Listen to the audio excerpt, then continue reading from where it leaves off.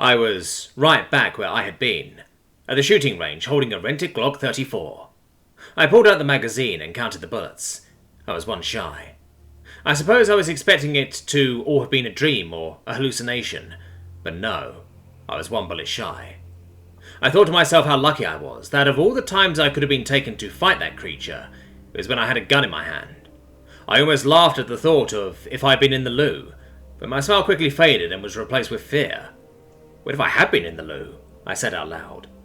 I had no way of knowing when or if they would summon me again. And what if they do summon me to fight another monster, but I'm unarmed?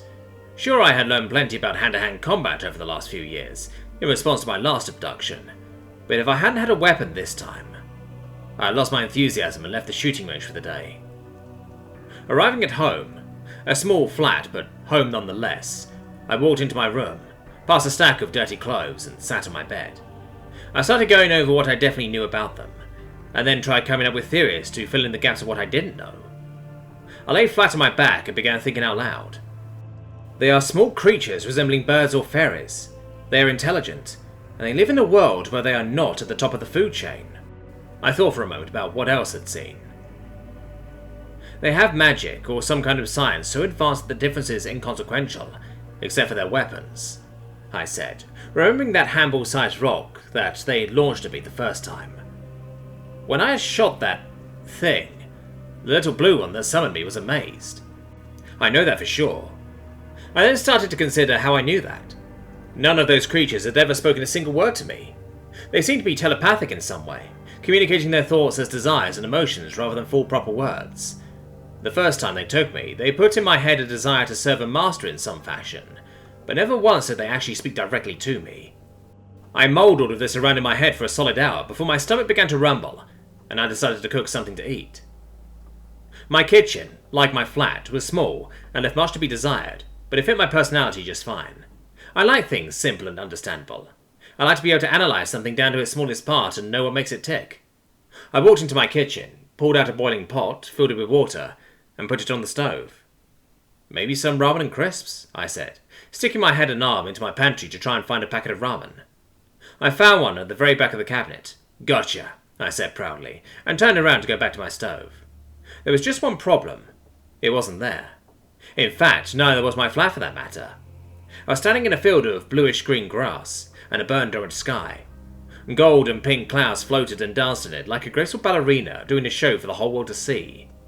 A small, timid chirp came from behind me. I turned, and there, sat atop some kind of railing, was that tiny nymph. In my head I began to feel its presence. I felt it push its emotions and feelings into me. Thankfulness, remorse, amazement, and most strongly, sorrow. It was terribly sad about something, perhaps over what had happened in that building. I didn't know how else to comfort the creature, so I leaned down and stroked its small feathered head. I began to feel its emotions even stronger as soon as I touched it. "Are you okay?" I asked it.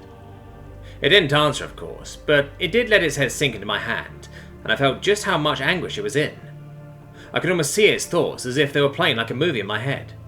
The longer the creature touched me, the clearer the images became. It was thinking about what had happened mere hours ago. They had been in class, learning what seemed to be new spells, when they heard shrill shrieks that meant danger.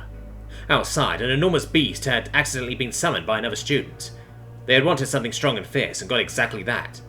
Just like what had happened to me, the nymph tried to cast some kind of control spell on it, but to no avail. The mind of the monster was too primitive to understand, and filled with far too much primal rage to care.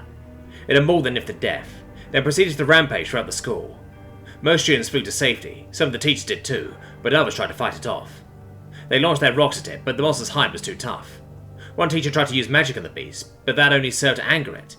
It began slaughtering and maiming everything within sight. The small nymph flew into a closet in an attempt to hide, and was forced to watch as the beast tore through everyone else. I felt that little nymph's fear and stress as it recalled the events. Its panic was immense, but the visions didn't stop. The beast, with its large, quilled back and long claws, seemed insatiable in its bloodlust, but soon it ran out of prey. It sniffed the ground, then the air, and drew closer to the little being hiding in the closet. In a panic, the nymph flew out of the closet and over the beast, which took a swat at it with its claws but narrowly missed. It flew into another room where it gathered together ingredients and small wooden planks filled with markings. I began to understand it now. We had been in contact for several minutes, so I was just now beginning to understand its thoughts. I knew of no spell strong enough to save me if I attacked it, and I knew that if I tried to run, then it would chase me. I had no way to defeat this monster, so I needed one of my own.